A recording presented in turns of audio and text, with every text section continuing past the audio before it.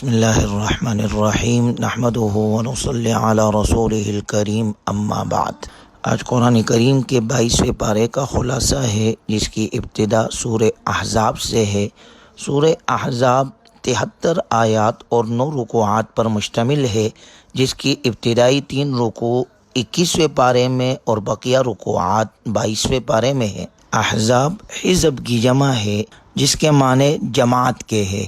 چونکہ سن 5 ہجری میں مختلف جماعتیں جمع ہو کر جنہوں نے مدینہ المنورہ پر چڑھائی کی اور مسلمانوں کے خلاف جنگ کے لیے آئے، اس کا ذکر اس صورت مبارکہ میں ہے، اس لیے اس صورت کو سورہ احزاب کہا جاتا ہے۔ یا ایھا النبی اتق اللہ ولا تطع الکافرین والمنافقین۔ سورت مبارکہ کی پہلی 2 آیتوں میں نبی صلی اللہ علیہ وسلم کے واسطے سے نبی کی امت کو ایسے 4 امور کا حکم دیا گیا ہے جو کہ حقیقت میں فلاح اور سعادت کے عناصر ہے۔ پہلا یہ کہ اللہ سے ڈرتے رہے، دوسرا یہ کہ کافروں اور منافقوں کی آراء کا اتباع نہ کرے، تیسرا یہ کہ وحی الہی کی اتباع کرتے رہے، چوتھا یہ کہ وتوکل علی اللہ، اللہ پر اعتماد اور بھروسہ کرے۔ اس کے بعد زمانے جاہلیت کے بعض عادات کی تردید کی گئی ہے، جن میں سے بعض عقلی اعتبار سے باطل تھی اور بعض شرعی اعتبار سے قبیح تھی۔ آیت نمبر 4 میں 3 جاہلانہ خیالات اور تصورات کی تردید کی گئی ہے۔ پہلے نمبر پر فرمایا ما جعل اللہ لرجل من قلبین فی جوفہ۔ بعض لوگ یہ گمان رکھتے تھے کہ لوگوں کے سینے میں 2 دل ہوتے ہیں۔ اس خیال کی تردید کے لیے فرمایا گیا کہ اللہ نے کسی بھی شخص کے سینے میں 2 دل پیدا نہیں کیے۔ دل تو بس ایک ہی ہوتا ہے، یا اس میں ایمان ہوگا یا کفر ہوگا۔ ایک ہی دل میں کفر اور ایمان دونوں جمع نہیں ہو سکتے۔ اس سے ان منافقین کی بھی تردید ہو گئی جنہوں نے کفر اور ایمان کے درمیان ایک تیسرا درجہ نفاق کا بھی تجویز کر رکھا تھا۔ دوسرا حکم وما جعل ازواجکم اللائی تظاہرون منہن امہاتکم۔ جاہلی زہار یہ تھا کہ اگر کوئی شخص اپنی بیوی کو انت علیہ کظہر امی، یہ الفاظ کہہ دیتا کہ تم میرے اوپر ایسے ہو جیسے میری ماں کی پشت، تو ان الفاظ کے کہنے سے اس کی بیوی ہمیشہ کے لیے اس پر حرام ہو جاتی، لیکن قرآن کریم نے بتایا کہ کفارہ دینے سے بیوی حلال ہو جائے گی۔ تیسرا حکم وما جعل ادعیاءکم ابناءکم، اور نہ تمہارے منہ بولے بیٹوں کو تمہارا حقیقی بیٹا قرار دیا ہے۔ اسلام سے قبل منہ بولے بیٹے کا حکم حقیقی بیٹے جیسے ہوتا تھا۔ قرآن نے اس غلط تصور کی تردید کر دی کہ منہ بولا بیٹا حقیقی بیٹے جیسا نہیں ہے۔ ہر فرد کو اس کے اصل والد کی طرف منسوب کرنا چاہیے۔ مزید فرمایا گیا کہ نبی صلی اللہ علیہ وسلم مؤمنوں کے لیے ان کی جانوں سے بھی بڑھ کر ہے، اور ازواج مطہرات رضی اللہ عنہ اجمعین مؤمنوں کے لیے ماں ہونے کا تقدس رکھتی ہے۔ آپ صلی اللہ علیہ وسلم کی ازواج مطہرات ساری امت کی روحانی مائیں ہیں، ان کا ادب اور احترام واجب ہے، اور ان کے ساتھ نکاح کرنا ابدی طور پر حرام ہے۔ دوسرے رکوع میں غزوہ احزاب کا ذکر ہوتا ہے۔ غزوہ احزاب شوال سن 5 ہجری میں ہوا، جب مشرکین کے 10 یا 15 ہزار جنگجو نے مدینہ منورہ کا محاصرہ کر لیا۔ یہ جنگجو مختلف قبائل سے تعلق رکھتے تھے۔ مدینہ منورہ میں یہود کے 2 قبیلے بنو نذیر اور بنو قریظہ، جن کے ساتھ مسلمانوں کا صلح کا اور ایک دوسرے کے دشمن کے ساتھ تعاون نہ کرنے کا معاہدہ تھا، انہوں نے اس معاہدے کی کھلم کھلا خلاف ورزی کی اور ابو سفیان کے ساتھ تعاون کیا۔ مسلمان صرف 3000 تھے۔ حضرت سلمان فارسی رضی اللہ عنہ کے رائے پر عمل کرتے ہوئے مدینہ منورہ کے شمال مغرب میں، جہاں سے دشمن کے حملہ آور ہونے کا خطرہ تھا، اس جانب خندقیں کھودی گئی، اس لیے اسے غزوہ خندق بھی کہا جاتا ہے۔ اور غزوہ احزاب اس لیے کہتے ہیں کیونکہ جس لشکر نے مدینہ منورہ پر چڑھائی کی تھی اس میں مختلف جماعتیں اور قبائل شریک تھے۔ ان جنگجوؤں نے تقریباً 1 ماہ تک مدینہ منورہ کا محاصرہ کیے رکھا۔ پھر حضرت نعیم بن مسعود رضی اللہ عنہ کی کوششوں سے یہود اور قریش لشکر کے درمیان پھوٹ پڑ گئی۔ اللہ تعالیٰ کی طرف سے ان دشمنوں کے لشکروں پر طوفان آندھی آ گئی، جس کے ضد میں آ کر ان کے خیمے اکڑ گئے، جانور بدک گئے، ان کے عزائم پست ہو گئے۔ پھر قریش اور غطفان اور دوسرے قبائل اپنے مذموم مقاصد کی تکمیل کے بغیر راہ فرار اختیار کر گئے اور مسلمانوں کو اللہ نے اس طرح فتح عطا کی۔ اس غزوے کے ذکر کرنے کے بعد تیسرے رکوع کے ابتدا میں اللہ کا ارشاد مبارک ہے، لَقَدْ كَانَ لَكُمْ فِي رَسُولِ اللَّهِ أُسْوَةٌ حَسَنَةٌ۔ حقیقت یہ ہے کہ تمہارے لیے رسول اللہ صلی اللہ علیہ وسلم کی ذات میں ایک بہترین نمونہ ہے اس شخص کے لیے جو اللہ کی رضا اور آخرت پر یقین رکھتا ہو۔ آپ علیہ الصلاۃ والسلام کی ذات اقدس جو انفرادی اور اجتماعی دونوں اعتبار سے ہمارے لیے کامل نمونہ ہے، انفرادی اعتبار سے معاشرے کے ہر کردار کے لیے اور اجتماعی اعتبار سے تاریخ انسانی کا عظیم ترین انقلاب برپا کرنے کے طور پر، ایسا انقلاب جس کے لیے جد و جہد میں معجزات کا عمل دخل نہ ہونے کے برابر ہے، تاکہ بعد میں بھی لوگ آپ علیہ الصلاۃ والسلام کی اسوہ حسنہ کی پیروی کر سکے۔ غزوہ احزاب میں جب مؤمنوں نے کفار کے لشکر دیکھے تو پکار اٹھے کہ انہی آزمائشوں کا وعدہ ہم سے اللہ اور اس کے رسول صلی اللہ علیہ وسلم نے کیا تھا۔ انہوں نے بڑی دلیری سے کفار کو خندق عبور کرنے سے روکے رکھا۔ اس دوران چند صحابہ اکرام رضی اللہ عنہم اجمعین نے جام شہادت بھی نوش کیا اور باقی بھی یہ سعادت حاصل کرنے کے لیے بے چین تھے۔ اللہ تعالیٰ انہیں اس سرفروشی کا بھرپور بدلہ عطا فرمائے گا۔ کفار کے لشکر کو ذلت آمیز شکست ہوئی، وہ مایوس اور حسد کے ساتھ لوٹ گئے۔ مشرکین کے ان لشکروں کے چلے جانے کے بعد مسلمانوں نے بنو قریظہ کا محاصرہ کیا۔ چونکہ یہود بنو قریظہ نے میثاق مدینہ کو توڑ کر کفار کے لشکروں سے گٹھ جوڑ کرنے کی کوشش کی تھی، وہ بھی بدترین ذلت سے دوچار ہوئے اور انہیں ان کی عہد شکنی کی عبرتناک سزا دی گئی۔ کچھ قیدی بنے، کچھ قتل ہوئے اور ان کے تمام املاک غنیمت کے طور پر مسلمانوں کو مل گئے۔ اللہ تبارک و تعالی نے مذکورہ آیات میں ان دونوں غزوات کا حال اور منظر بیان کیا اور مسلمانوں کو بشارت سنائی ہے کہ عنقریب انہیں مزید فتوحات حاصل ہوگی۔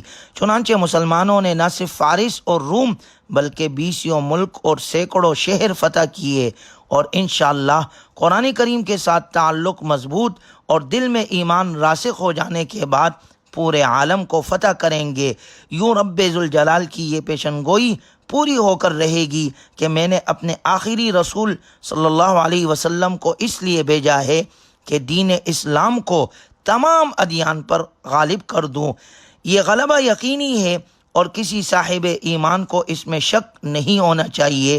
بظاہر حالات مخالف ہے، لیکن جب اس پیشن گوئی کو پورا ہونے کا وقت آئے گا تو حالات بھی موافق ہو جائیں گے اور وہ افراد بھی مہیا ہو جائیں گے جو اپنے اخلاق اور اعمال کے اعتبار سے پہلی صدی کے مسلمانوں کی یاد تازہ کر دیں گے۔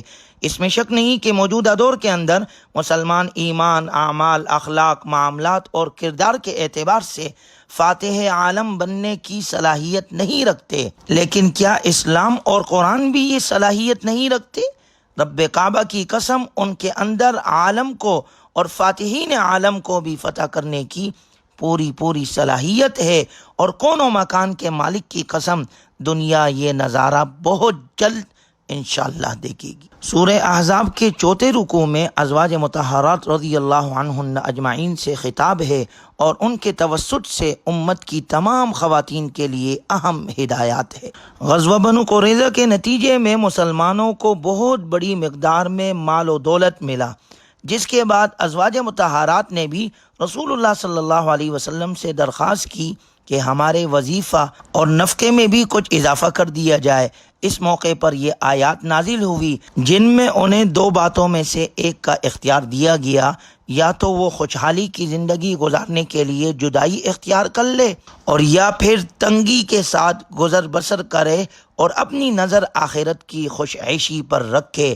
جب آپ علیہ الصلاۃ والسلام نے ازواج مطہرات رضی اللہ عنہ اجمعین کو اختیار دیا تو ان سب نے آخرت ہی کو ترجیح دی۔ اس موقع پر ازواج مطہرات رضی اللہ عنہ اجمعین سے خطاب اور ان کے توسط سے امت کی تمام خواتین کے لیے اہم ہدایات ہے۔ پہلے نمبر پر یہ کہ مردوں کے ساتھ بات کرتے ہوئے نرم لہجہ اختیار نہ کرے۔ دوسرا یہ کہ بلا ضرورت گھر سے باہر نہ نکلے، کیونکہ مسلمان عورت کا اصل اور محفوظ ٹھکانہ گھر ہے۔ تیسرا یہ کہ زمانہ جاہلیت کی خواتین کی طرح اپنی زینت اور سطر کا اظہار کرتے ہوئے باہر نہ نکلے۔ چوتھا یہ کہ نماز کی پابندی کرے۔ پانچویں نمبر پر زکوٰۃ ادا کرے۔ چھٹا یہ کہ اللہ اور اس کے رسول صلی اللہ علیہ وسلم کی اطاعت کرے۔ ساتواں یہ کہ قرآنی آیات کی تلاوت اور احادیث مبارکہ کا مذاکرہ کیا کرے۔ مسلمان کی شخصیت کو معاشرے میں نمایاں اور امتیازی حیثیت دینے اور اس کا تشخص اور پہچان پیدا کرنے والی 10 صفات 5ویں رکوع میں ذکر کی گئی ہے۔ یہ وہ صفات ہے چاہے مرد میں ہو یا عورت میں ہو، اسے مغفرت اور اجر عظیم کا مستحق بنا دیتی ہے۔ ان المسلمین والمسلمان والمؤمنین والمؤمنات، یہ پوری آیات ان صفات کا ذکر کرتی ہے۔ نمبر 1 اسلام، نمبر 2 ایمان، نمبر 3 دائمی اطاعت، نمبر 4 سچائی، نمبر 5 صبر، نمبر 6 خشوع، نمبر 7 صدقہ، نمبر 8 روزے، نمبر 9 شرمگاہ کی حفاظت، اور نمبر 10 والذاکرین اللہ کثیرا والذاکرات، کثرت سے اللہ کا ذکر کرنا۔ جن مسلمان مردوں میں یا عورتوں میں یہ 10 صفات پائی جائے گی، ان کے لیے اللہ کی طرف سے مغفرت ہے اور بہترین اجر عطا کیا جائے گا۔ اس کے بعد اگلی آیات میں دور جاہلیت کی ایک غلط روایت کی اصلاح کی گئی ہے۔ دور جاہلیت میں منہ بولے بیٹے کو حقیقی بیٹا اور اس کی بیوی کو حقیقی بہو سمجھا جاتا تھا۔ اللہ تعالیٰ اس روایت کو توڑنا چاہتا تھا۔ نبی صلی اللہ علیہ وسلم نے حضرت زید بن حارثہ رضی اللہ عنہ کو منہ بولا بیٹا بنایا ہوا تھا۔ جب سورہ احزاب کی آیت نمبر 4 میں اس کی ممانعت آئی تو آپ علیہ الصلاۃ والسلام نے ان سے یہ رشتہ ختم کیا۔ پھر ان کی طلاق یافتہ زوجہ حضرت زینب بنت جحش رضی اللہ عنہا سے آپ علیہ الصلاۃ والسلام نے نکاح کر کے جاہلیت کی روایات کو بھی ختم کیا۔ فلما قضى زید منها وطرا زوجناكها لكي لا يكون على المؤمنين حرج في ازواج ادعيائهم اذا قضوا منهن وطرا، اللہ کا ارشاد ہے یہ نکاح خود ہم نے کروایا تاکہ آئندہ متبنہ کی مطلقہ بیوی کے ساتھ نکاح کرنے میں مسلمانوں کے لیے کوئی حرج باقی نہ رہے۔ چنانچہ آپ علیہ الصلاۃ والسلام کے اس نکاح کے ذریعے سے قیامت تک کے لیے اس جاہلانہ رسم کو ختم کر دیا گیا۔ اور اللہ نے یہ بھی ذکر فرمایا ما کان محمد ابا احد من رجالکم ولکن رسول اللہ وخاتم النبیین، کہ محمد صلی اللہ علیہ وسلم تم مردوں میں سے کسی کے باپ نہیں، لیکن وہ اللہ کے رسول ہے اور تمام نبیوں میں سب سے آخری نبی ہے۔ آپ علیہ الصلاۃ والسلام کے خاتم النبیین ہونے کا ذکر اللہ نے سورہ احزاب کی آیت نمبر 40 میں صراحتاً کیا ہے کہ آپ خاتم النبیین ہے اور آپ کے بعد کوئی نبی نہیں آئے گا۔ آپ نے خود فرمایا انا خاتم النبیین لا نبی بعدی، کہ میں سب سے آخری نبی ہوں، میرے بعد کوئی نبی نہیں آئے گا۔ لہٰذا موجودہ دور کے اندر وہ لوگ، وہ طبقہ جو اپنے آپ کو احمدی کہتا ہے یا قادیانی کہتا ہے، یہ وہ طبقہ ہے جو ہمارے نبی صلی اللہ علیہ وسلم کو خاتم النبیین نہیں مانتے۔ یہ لوگ دائرہ اسلام سے خارج ہیں۔ اس کے بعد سورہ احزاب کے 6 رکوع میں اللہ کا ارشاد ہے یا ایھا الذین آمنوا اذکروا اللہ ذکرا کثیرا، اے ایمان والو اللہ کو خوب کثرت سے یاد کرو۔ عبادت کے اندر واحد عبادت ذکر اللہ ہے، جس کی کوئی لمٹ نہیں ہے اور جس کے لیے کوئی تعداد نہیں۔ جتنا ہو سکتا ہے اللہ کا ذکر کرو، کھڑے بیٹھے چلتے پھرتے ہر حالت میں اللہ کا ذکر کرتے رہو اور اپنے زبان کو اللہ کے ذکر سے تر رکھو۔ اللہ تعالی ہمیں کثرت کے ساتھ ذکر کرنے والا بنائے اور ذکر کی حلاوت ہمیں نصیب فرمائے۔ 6 رکوع میں اللہ تبارک و تعالی نے کچھ آداب ذکر کیے ہیں جن آداب سے زمانے جاہلیت میں لوگ ناشنا تھے۔ یہاں ان میں سے 3 آداب مذکور ہے۔ پہلے نمبر پر یہ کہ کسی کے گھر میں اجازت کے بغیر داخل نہ ہوا کرو۔ دوسرا یہ کہ اگر کھانے کی دعوت میں تمہیں بلایا گیا ہو تو کھانے سے فارغ ہو کر اٹھ جایا کرو۔ ولا مستأنسین لحدیث، اور باتوں میں جی لگا کر نہ بیٹھو، باتوں میں مشغول ہو کر صاحب خانہ کا وقت مت ضائع کرو۔ تیسرا یہ کہ غیر محرم خواتین سے کوئی چیز مانگنے کی ضرورت پیش آئے تو پس پردہ مانگا کرو بلا حجاب ان کے سامنے نہ آیا کرو۔ اس کے بعد سورہ احزاب کی آیت نمبر 56 میں اللہ کا ارشاد ہے، ان اللہ وملائکتہ یصلون علی النبی، بے شک اللہ اور اس کے فرشتے نبی صلی اللہ علیہ وسلم پر درود بھیجتے ہیں۔ یا ایھا الذین آمنوا صلوا علیہ وسلموا تسلیما، اے ایمان والو تم بھی ان پر درود بھیجو اور خوب سلام بھیجا کرو۔ اس آیت مبارکہ میں اہل ایمان کو آپ علیہ الصلاۃ والسلام پر درود و سلام بھیجنے کا حکم دیا گیا ہے، اور اگر غور کیا جائے تو آپ علیہ الصلاۃ والسلام پر درود و سلام در حقیقت میں خود ہمارے لیے عزت اور تکریم، ذریعہ رفع درجات اور کفارہ سیئات ہے۔ حدیث مبارکہ میں آپ صلی اللہ علیہ وسلم کا ارشاد مبارک ہے، جو مجھ پر ایک مرتبہ درود بھیجتا ہے اللہ تعالیٰ اس پر 10 رحمتیں نازل کرتے ہیں۔ تو گویا جب ہم جتنا درود پڑھیں گے اتنی اللہ کی رحمتیں ہم پر نازل ہوگی۔ اللہ تعالی ہمیں کثرت کے ساتھ درود پڑھنے والا بنائے۔ سورہ احزاب کے 8ویں رکوع میں پردے کا حکم ہے، یا ایھا النبی قل لازواجک وبناتک ونساء المؤمنین یدنین علیہن من جلابیبہن، اے نبی صلی اللہ علیہ وسلم آپ اپنی بیویوں، اپنی بیٹیوں اور مسلمانوں کی عورتوں سے کہہ دو کہ وہ اپنی چادریں اپنے منہ کے اوپر جھکا لیا کرے۔ یہ سورہ احزاب کی آیت نمبر 59 ہے، جس میں عمومی طور پر مسلمان خواتین کو پردے کا حکم دیا گیا ہے، خواہ وہ بیوی ہو یا بیٹی ہو، بہن ہو یا ماں ہو۔ حجاب عورت کی عزت و عصمت کا محافظ اور باعث تکریم اور تشریف ہے، اور یہاں پر خاص طور پر خواتین کے لیے یہ بات قابل غور ہے کہ چہرے کے چھپانے کا حکم دیا گیا ہے، کیونکہ آج کا ماڈرن زمانہ اور جو اپنے آپ کو ترقی یافتہ کہتے ہیں، وہ کہتے ہیں جی پردہ تو دل کا ہونا چاہیے، بس یہ آنکھ میں حیا ہونی چاہیے۔ شریعت ہمیں حکم دیتی ہے چہرے کا پردہ فرض ہے۔ جب صحابیات پردہ کرتی تھی تو کیا آج ہماری خواتین صحابیات سے بڑھ کر باحیا ہے؟ بخدا ایسا نہیں ہے۔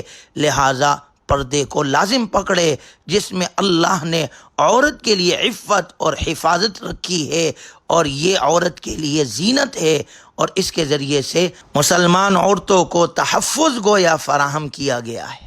سورت کے آخری رکوع میں اختتام پر فرائض و واجبات اور شرعی احکام کی اہمیت بیان کی گئی ہے کہ یہ احکامات اس امانت کا حصہ ہے جو اللہ نے بندوں کو سونپی ہے۔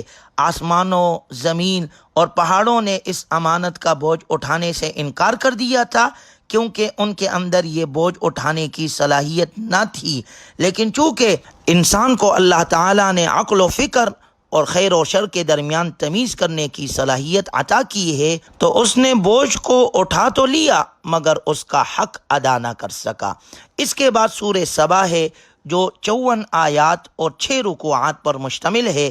اس سورت مبارکہ میں ایک اہم قصہ اہل سبا کا بیان ہوا ہے، اسی وجہ سے اس سورت کا نام سورہ سبا ہے۔ سورت کی ابتدا اللہ کی حمد و ثنا سے ہوتی ہے، الحمدللہ الذی لہ ما فی السماوات وما فی الارض وَلَهُ الْحَمْدُ فِي الْآخِرَةِ، کہ تمام تعریف اللہ کے لیے ہے جو آسمان اور زمین کا مالک ہے، جس نے ساری مخلوق کو پیدا کیا، کائنات کے لیے مستحکم نظام قائم کیا، نظام عالم کی تدبیر کی، اسے ہر چیز کی خبر ہے اور اس کا کوئی عمل بھی حکمت سے خالی نہیں۔ دوسرے رکوع میں حضرت داؤد علیہ السلام اور حضرت سلمان علیہ السلام اور اہل سبا پر اللہ تعالیٰ نے اپنی نعمتوں کا تذکرہ فرما کر گویا شاکر اور کافر کا تقابل اور موازنہ کیا ہے۔ اول الذکر دونوں اللہ کے نبی اور شاکر بندے تھے، یعنی حضرت داؤد علیہ السلام ان کو اللہ نے بہترین آواز دی تھی، اللہ نے ان کے لیے لوہا نرم کر دیا تھا، وہ اسے جس طرح چاہتے موڑ لیتے اور جو کچھ چاہتے اس سے بنا لیتے۔ انہوں نے کارخانہ بنا رکھا تھا جس میں لوہے کی مضبوط زریں بنتی تھی، اسے دنیا کی پہلی اسٹیل مل بھی قرار دیا جا سکتا ہے۔ جس طرح حضرت داؤد علیہ السلام پر اللہ نے خصوصی انعامات کیے تھے، اسی طرح ان کے بیٹے حضرت سلمان علیہ السلام کو بھی اللہ نے خوب نوازا تھا۔ انہیں اللہ نے پرندوں کی بولی سکھائی تھی، ان کے لیے تانبا بہتے ہوئے چشمے کی شکل اختیار کر جاتا، اس سے وہ جو چاہتے بسہولت بنا لیتے۔ جنات ان کے ماتحتی میں تھے اور ان سے وہ تعمیرات اور مشکل ترین کام لیتے تھے، ان کے لیے ہوا کو مسخر کر دیا گیا تھا۔ جس طرح آج کل ہوائی جہاز ہوتے ہیں یوں ہی سلمان علیہ الصلوۃ والسلام کا تخت ہوا میں 2 ماہ کی مسافت دن کے تھوڑے سے حصے میں طے کر لیتا تھا۔ اللہ تعالیٰ کی ان بے شمار نعمتوں کے باوجود دونوں باپ بیٹا فخر اور غرور کا شکار نہ ہوئے اور ذکر اور شکر سے ایک لمحے کے لیے بھی غافل نہ ہوئے، جبکہ عمومی صورت انسان کی یہ رہی ہے کہ اللہ تعالیٰ کے بندوں میں سے شکر کرنے والے بہت تھوڑے ہوتے ہیں۔ وَقَلِيلٌ مِّنْ عِبَادِيَ الشَّكُورُ۔ دوسرا قصہ جو یہی بیان ہوا ہے وہ اہل سبا کا ہے۔ پہلا قصہ اہل شکر اہل ایمان کے لیے روشن مینار تھا، تو دوسرا قصہ اہل کفر اور نافرمانیوں کی تاریک جھلک ہے۔ اہل سبا پر اللہ کی بے شمار نعمتیں تھی۔ اہل سبا کو رزق کی فراوانی، صحت اور آب و ہوا، زرخیز زمین اور پھلدار باغات جیسی نعمتیں عطا کی گئی تھی۔ طویل مسافت تک دور دور تک باغات چلے جاتے تھے، نہ گرمی اور نہ دھوپ ستاتی اور نہ ہی بھوک پریشان کرتی۔ پانی ذخیرہ کرنے کے لیے ایک ڈیم بھی تھا جس سے سد معارب کے نام سے یاد کیا جاتا ہے، لیکن انہوں نے ان نعمتوں کا شکر ادا نہ کیا بلکہ ناشکری پر اتر آئے۔ پھر وہی ہوا جو ہر ناشکری قوم کے ساتھ ہوتا ہے، بن ٹوٹ کر عذاب کی صورت اختیار کر گیا اور اس کے پانی نے تباہی مچا دی۔ باغات اور بستیاں سب ملیا میٹ ہو گئی، جہاں پھل اور پھول تھے وہاں جاڑ کے سوا کچھ بھی نہ بچا، اور اہل سبا کا ذکر صرف داستانوں میں رہ گیا۔